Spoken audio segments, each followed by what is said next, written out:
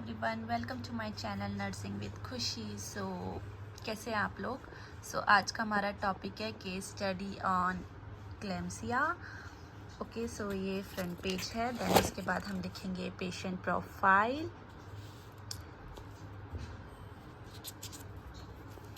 Then उसके बाद हम लिखेंगे यहाँ पर chief complaints, then present and medical and surgical history.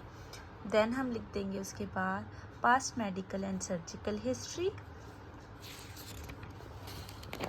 Then उसके बाद क्योंकि हमारा ये टॉपिक ओप्स का है तो ओप्स काइंड में हमें मेंस्ट्रुएशनल हिस्ट्री लिखनी होती है। ओके, देन उसके बाद ऑब्स्टेट्रिकल हिस्ट्री लिखनी है हमें। देन उसके बाद हम सेक्सुअल हिस्ट्री भी लिखेंगे पेशेंट की। देन उसके बाद हम लिखेंगे फैमिली हिस्ट्री।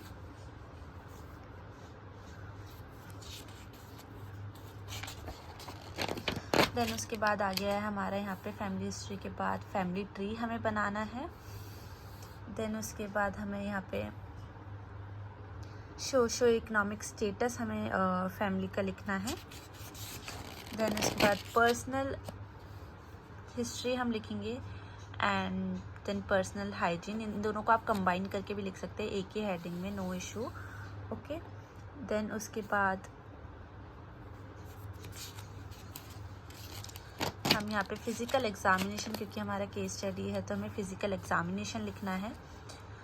ये हमारा फ़िज़िकल एग्ज़ामिनेशन है जिसमें मैंने जर्नल अपीयरेंस के अकॉर्डिंग लिखा है। देन उसके बाद हेयर, हेड एंड फेस।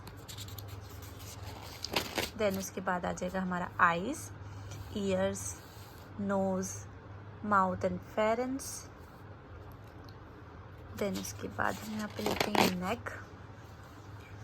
नेक लिख देंगे। कार्डियो रेस्पिरेटरी सिस्टम के बारे में हम लिख देंगे। एब्डोमिनल के बारे में हम लिख देंगे। देन मस्कुलोस्केलेटल सिस्टम्स के बारे में हम लिख देंगे। यहाँ पे जेनिटल एंड रेक्टम के बारे में हम लिख देंगे।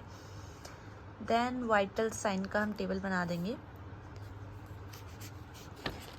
देन हमारी आ जाती है इन्वेस्टिगेशन।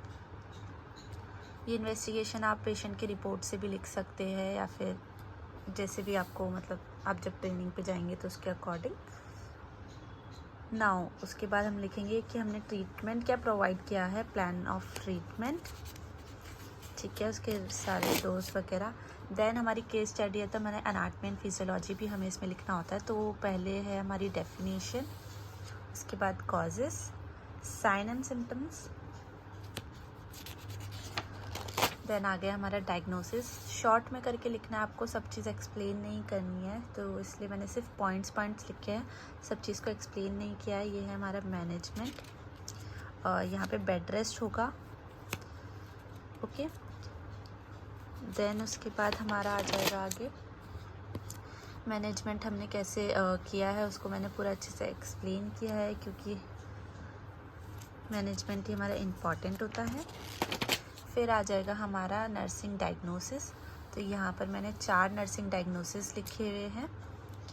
आप वीडियो को पॉज करके और स्क्रीनशॉट लेकर इसे लिख सकते हैं। देन उसके बाद हमारे यहाँ पे 5 कॉलम्स है, assessment, nursing diagnosis, planning, intervention and evaluation.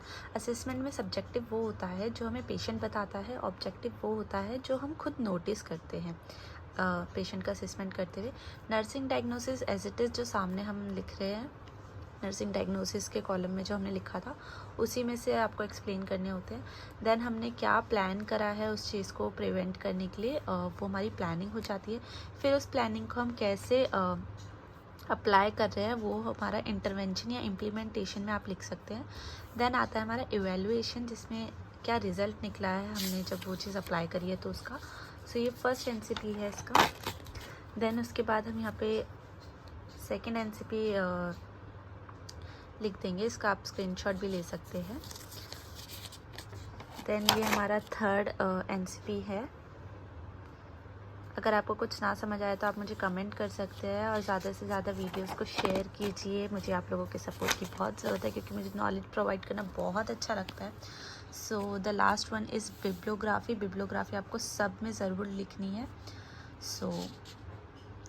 Thank you so much.